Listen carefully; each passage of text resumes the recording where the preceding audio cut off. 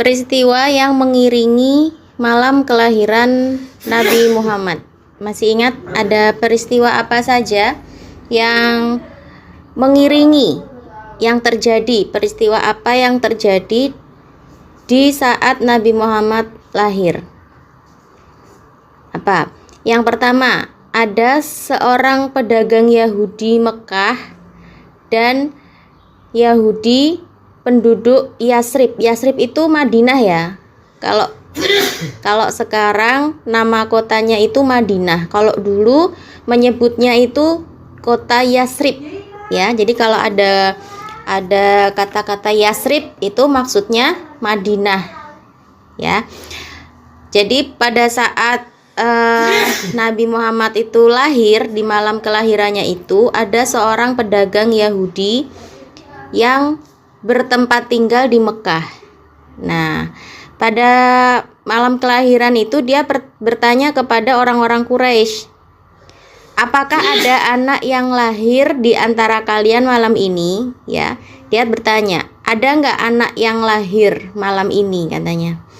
Orang-orang Quraisy menjawab, tidak tahu, kami tidak tahu gitu ya, kata orang-orang Quraisy.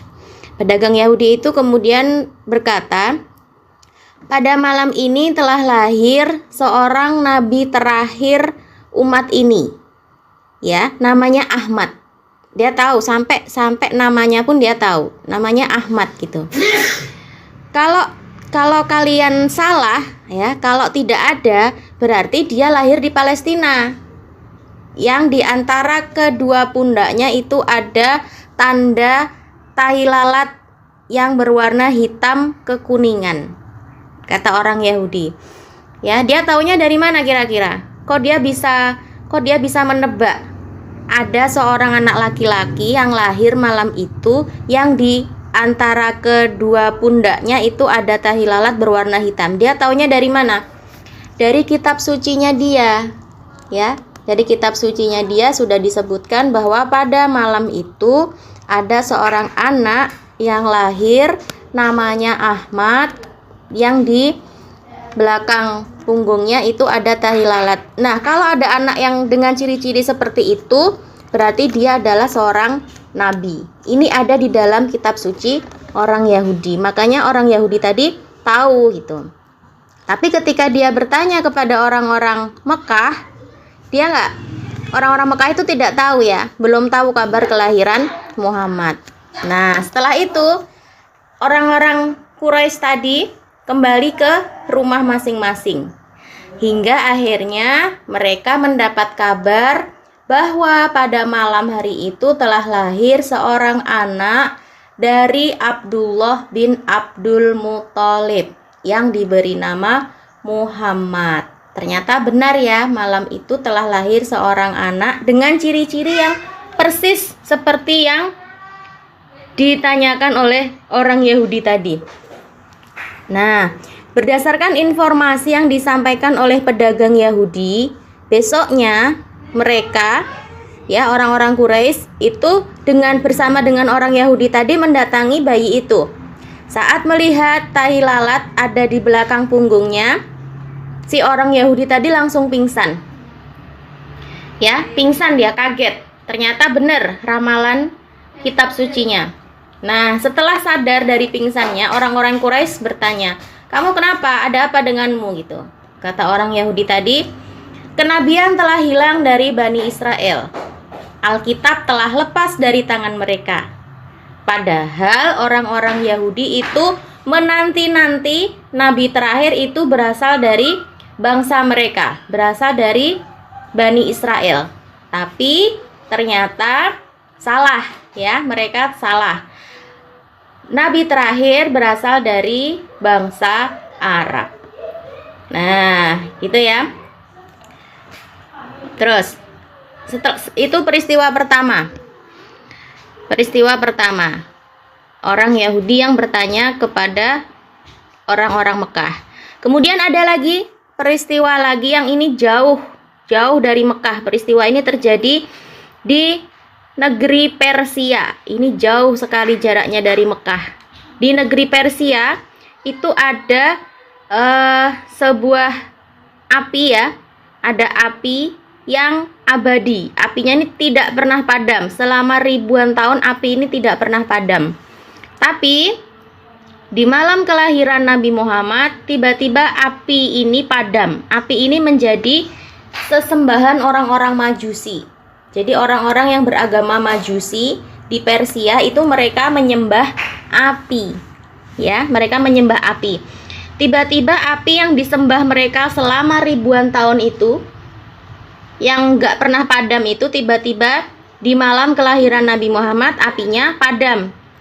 Ya, kaget dong ya orang-orang Majusi, heran dan bertanya-tanya, ada peristiwa besar apa yang telah terjadi?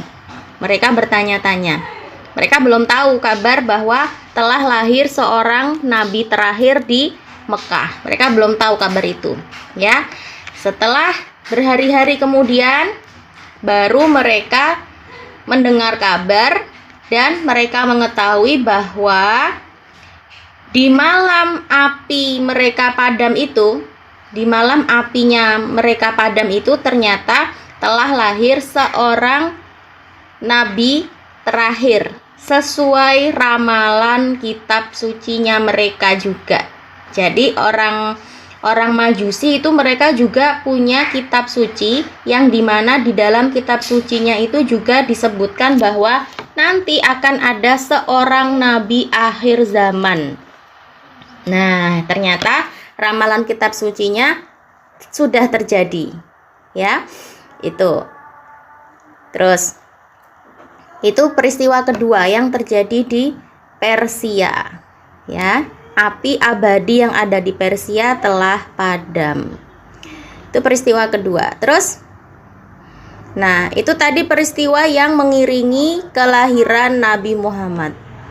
Terus ada lagi peristiwa luar biasa di saat Nabi Muhammad masih kecil.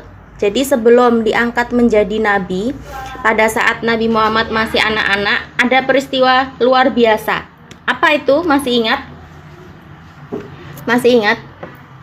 Waktu Nabi Muhammad sedang bermain-main dengan teman-temannya, ya, itu ada seorang laki-laki yang tiba-tiba datang, ya.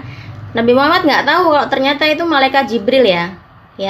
Laki-laki itu ternyata adalah malaikat Jibril. Malaikat Jibril datang menyerupai seorang laki-laki, kemudian mengambil Nabi Muhammad dan dibelah dadanya. Dibelah gitu aja. Anak-anak yang tahu, anak-anak yang lihat takut, ya kan? Tiba-tiba ada seorang laki-laki ngambil Muhammad, terus Muhammad dibelah dadanya. Anak-anak ketakutan ya, teman-temannya tadi ketakutan dan melaporkan kepada Halimah, kepada ibunya Nabi Muhammad, ibu susunya, ibu yang menyusui Muhammad. Ya, waktu itu Muhammad umurnya 2 tahun. Ya. Waktu itu umurnya 2 tahun.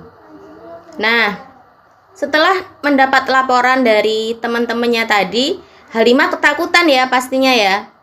Muhammad dibelah dadanya sama orang asing.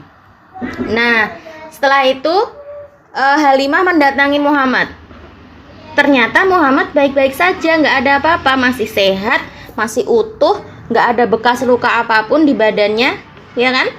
Nah, terus apa? Halimah ketakutan nggak kira-kira? Halimah ketakutan nggak dengan peristiwa itu? Ya, Halimah ketakutan. Ya, terus sejak peristiwa tersebut, jangan ditiup-tiup mic-nya. Sejak peristiwa tersebut, kemudian Halimah ketakutan, Halimah khawatir dan mengembalikan Muhammad kepada ibunya, yaitu Siti Aminah.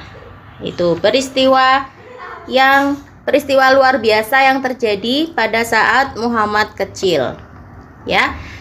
Hatinya tadi diambil oleh malaikat Jibril, ya, dadanya dibelah, kemudian hatinya diambil dan disucikan dengan air Zam-Zam. Jadi Nabi Muhammad itu hatinya sudah bersih dari lahir karena sudah disucikan oleh malaikat Jibril. Tuh, peristiwa luar biasa yang terjadi pada saat Muhammad kecil. Kemudian Ada peristiwa luar biasa lagi saat Muhammad itu berada dalam pengasuhan pamannya. Nah, jika umumnya kalau anaknya banyak, ya kan? Abu Thalib itu anaknya banyak.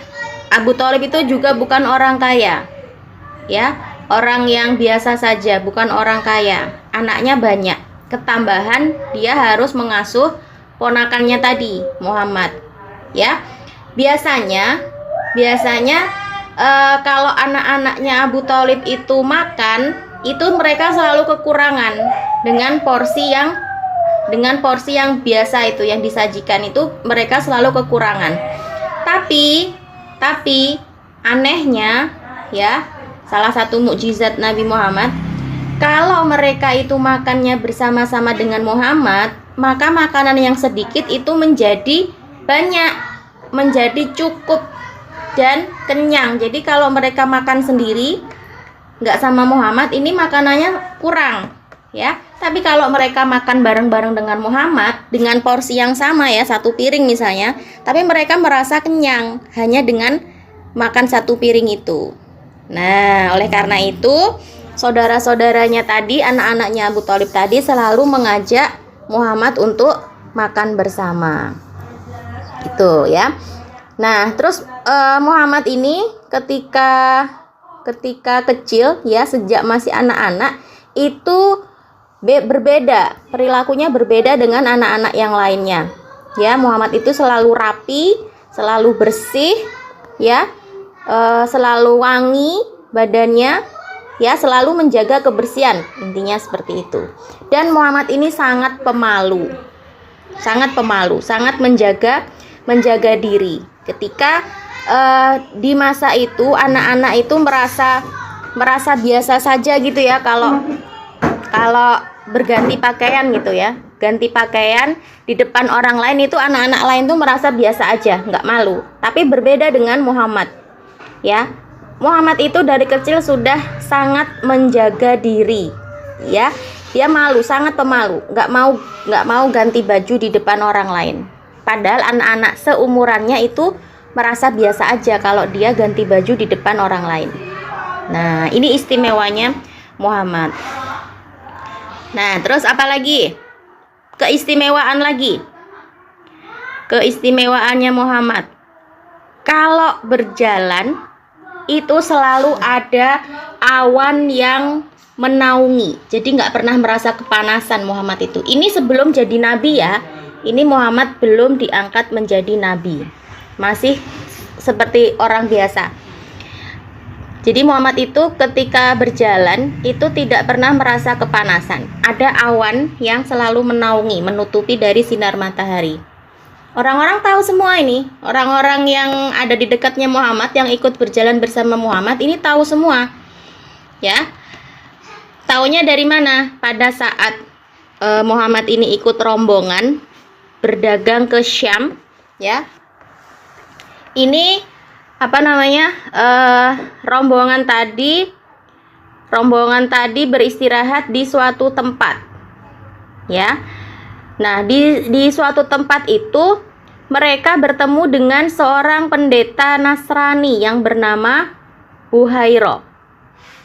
Nah, sebagai seorang pendeta, dia sudah tahu kabar bahwa telah lahir seorang nabi akhir zaman, nabi terakhir, namanya Muhammad, ya. Taunya juga dari kitab sucinya mereka. Tadi yang pertama orang Yahudi, ya. Orang Yahudi tadi tahu dari kitab sucinya dia. Terus orang Majusi juga sudah tahu kabar lahirnya seorang nabi terakhir ini. Kemudian yang ketiga, di dalam agama Nasrani. Nah, ada seorang pendeta agama Nasrani juga tahu bahwa telah lahir seorang nabi terakhir. Nah, terus pendeta tadi itu mencari-cari mana orangnya gitu, ya. Nah, kok ada keanehan saat rombongan tadi itu beristirahat di bawah pohonnya ini apa istilahnya, merunduk gitu loh, Pohonnya tadi merunduk ke arahnya Muhammad. Terus Muhammad pindah ke sebelah kanan misalnya. Pohonnya tadi ikut merunduk juga ke sebelah kanan. Jadi seperti menaungi. Ya. Dan ini terjadi ya, semuanya lihat, semua orang rombongan yang ada di situ itu tahu keajaiban itu. Kalau Muhammad pindah duduknya, geser duduknya, pohonnya tadi juga ikut bergeser, ya. Daun-daunnya tadi ikut bergeser menaungi Muhammad. Ini semua orang tahu, semua orang yang ada di rombongan itu tahu dengan keajaiban ini. Nah, terus pendeta tadi mencari-cari orangnya. Mana orangnya yang dikabarkan jadi nabi terakhir ini mana gitu ya. Nah, karena pendeta tadi ingin tahu, ingin bertatap muka langsung dengan calon nabi ini, pendeta tadi mengundang rombongan kafilah dagang tadi untuk makan di rumahnya, dijamu makan ya, semuanya diundang ke rumahnya pendeta. Tapi Muhammad nggak suka ya, Muhammad itu kan orangnya pendiam ya, sukanya menyendiri, dia nggak suka kumpul dengan orang-orang. Akhirnya Muhammad karena merasa masih anak-anak juga, akhirnya Muhammad nggak ikut ya, Muhammad nggak ikut makan-makan di rumahnya pendeta. Muhammad memilih untuk menjaga barang-barang di bawah pohon tadi. Nah, terus rombongan kafilah dagang tadi, mereka masuk ke rumahnya pendeta.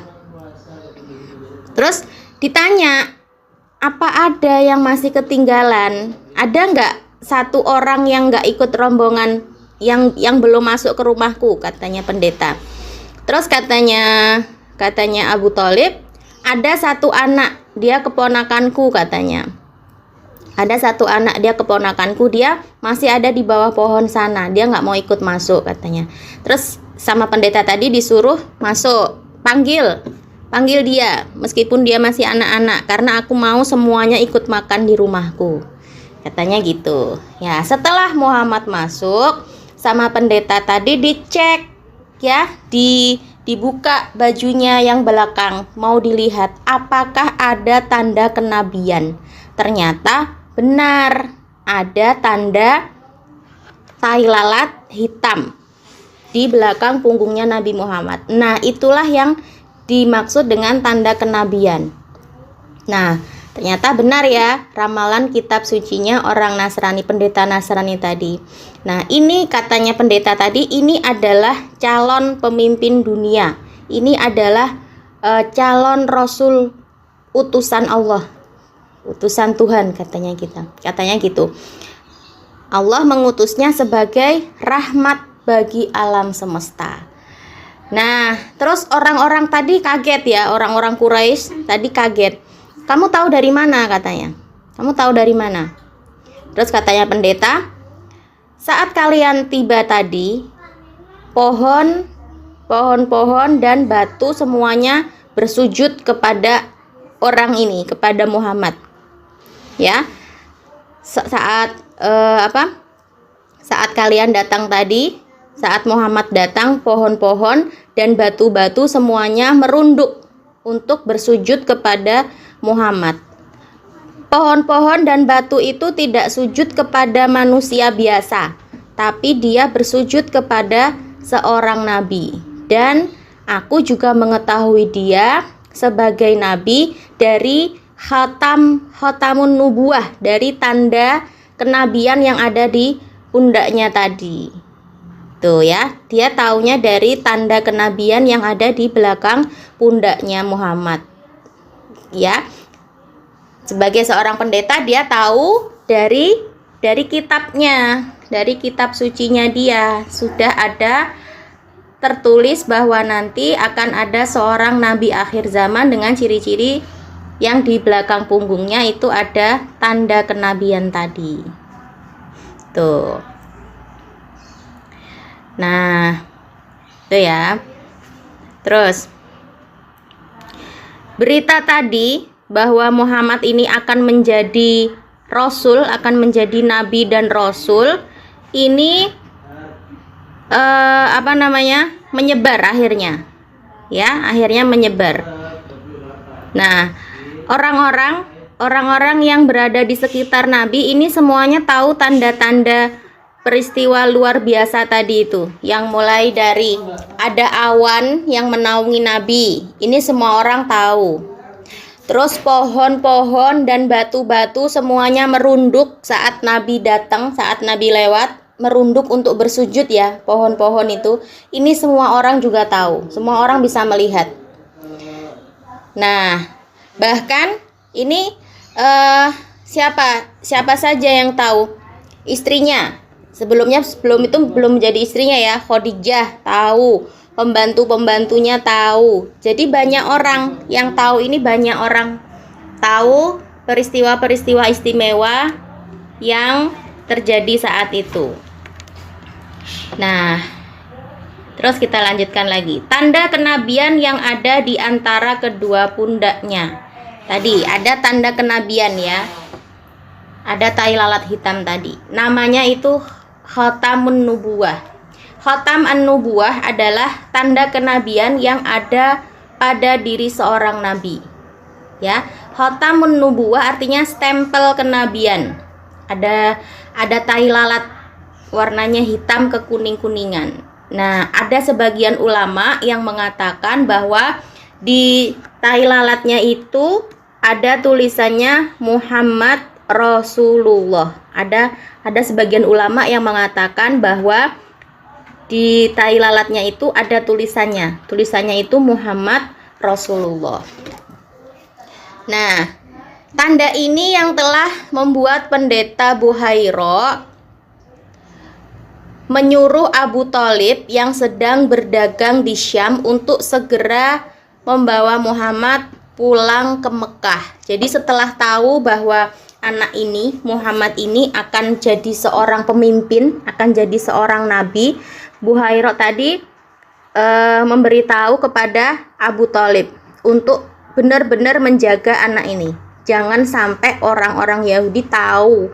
Kenapa? Kenapa kok orang Yahudi jangan sampai tahu?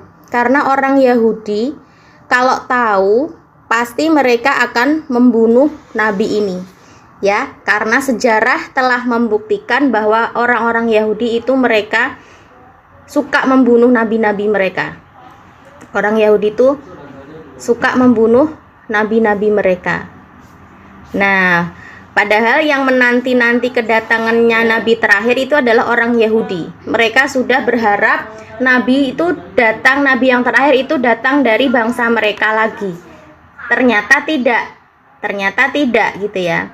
Lah, nabi-nabi dari bangsa mereka saja semuanya dibunuh, apalagi ini ada nabi yang bukan berasal dari bangsa Yahudi, pasti akan dibunuh gitu kan. Ya, jadi pendeta tadi mewanti-wanti, memberi pesan kepada Abu Thalib supaya dia menjaga benar-benar Muhammad. Jangan sampai orang Yahudi tahu dengan anak ini. Kalau tahu pasti nanti akan dibunuh katanya gitu. Nah, tanda ini juga yang dicari oleh seorang yang berkebangsaan Persia. Jadi ada orang Persia namanya Salman Al-Farisi. Salman Al-Farisi ini mendapat wasiat dari seorang pendeta Nasrani juga. Namanya Salman Al-Farisi ya. Orang Persia. Dia dapat wasiat untuk mencari seorang laki-laki yang punya stempel kenabian di belakang punggungnya, yang punya tanda lahir tai lalat tadi. Nah, terus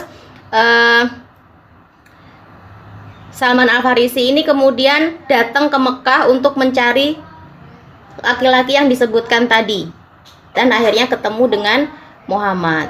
Jadi tanda kenabian ini sudah masyhur, banyak orang yang tahu. Kalau ada laki-laki yang di belakang punggungnya ada tanda kenabian, ada tai lalat yang ada tulisannya Muhammad Rasulullah, ini pasti orang ini akan jadi nabi nantinya. Ini orang-orang sudah tahu semua tanda ini, tuh ya. Terus kabar para nabi dan kitab-kitab sebelumnya.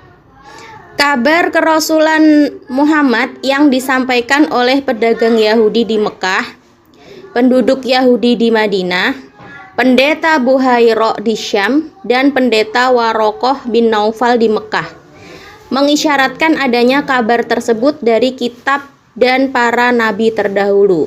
Jadi orang-orang tadi ya, seorang pedagang Yahudi tadi, terus orang-orang Yahudi di Madinah, pendeta Buhairo tadi, terus ada Warokoh bin Naufal, pendeta yang di Mekah. Ini orang-orang ini tahu kabar telah lahir seorang nabi terakhir ini, mereka taunya dari kitab-kitab mereka dan dari para nabi yang terdahulu. Tanda-tanda kerasulan Muhammad yang diselidiki oleh Salman Al-Farisi juga semakin memperjelas masalah ini. Namun, karena disinyalir kitab-kitab terdahulu ini telah banyak dirubah oleh tangan-tangan manusia, berita kerasulan tersebut hampir tidak ditemukan lagi sekarang ini. Nah, jadi karena kitab-kitab selain Al-Quran ya, kitab Injil, kitab Taurat, dan kitab-kitab agama lain itu sudah banyak dirubah, sudah banyak mengalami perubahan. Jadi apa yang tertulis di kitab-kitab itu, Injil yang sekarang, Taurat yang sekarang itu sudah tidak memuat berita tentang kerasulan Nabi Muhammad itu. Karena apa? Karena kitabnya sudah banyak dirubah oleh manusia, sudah diganti kitabnya. Nah, ini yang menjadikan kitab-kitab itu berbeda dengan Al-Quran. Kalau Al-Quran dari sejak pertama kali diturunkan di Gua Hiro itu sampai sekarang ya, umurnya sudah 1400 tahun lebih, itu masih asli sampai sekarang ya. Tulisannya masih seperti itu. Kalimatnya tidak ada yang salah, tidak ada yang berubah. Ya, kalau ada orang yang menulis Al-Qur'an itu salah satu huruf saja, itu pasti ketahuan salahnya di mana. Karena apa? Karena Allah sendiri yang berjanji, Allah yang akan menjaga Al-Qur'an sampai nanti hari kiamat. Nah, peristiwa-peristiwa tadi ini merupakan bukti bahwa Nabi Muhammad adalah benar-benar utusan Allah. Nabi Muhammad mendapat tugas untuk menyelamatkan umat manusia dari jalan yang sesat. Jadi Nabi Muhammad itu diutus sebagai nabi terakhir untuk seluruh umat manusia. Ya, kalau nabi-nabi terdahulu itu mereka diutus hanya untuk kaum-kaum tertentu. Ya. Beda dengan Nabi Muhammad. Nabi Muhammad ini diutus untuk seluruh umat manusia. Ya.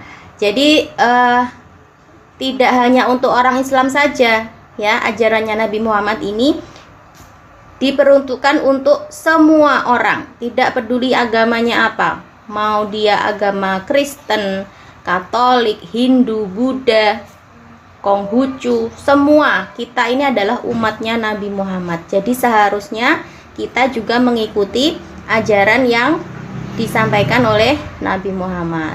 Itu ya. Terus